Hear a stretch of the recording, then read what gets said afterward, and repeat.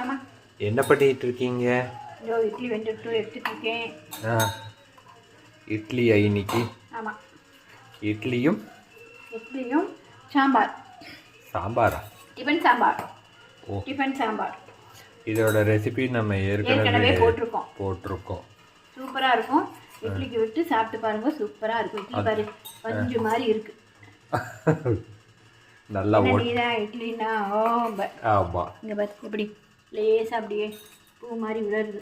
ஆமா, அதுவும் எங்கே டிஃபன் சாம்பார் கடைஞ்சி இப்போ தான் விட்டுருக்கேன். ஓகே ஓகே ஓகே, இப்போ தான் கடைஞ்சிருக்கீங்க. ஆமாம். So tiffin sambar. இது டிஃபன் சாம்பார், கத்திரிக்காய் மசியல் அப்படின்னு என்னென்னு வேணா சொல்லிக்கலாம் இல்லையா? கொச்சு சொல்லலாம். ஓகே, இன்னும் கொஞ்சம் கெட்டியான கொச்சு, தண்ணியை விட்ட சாம்பார்.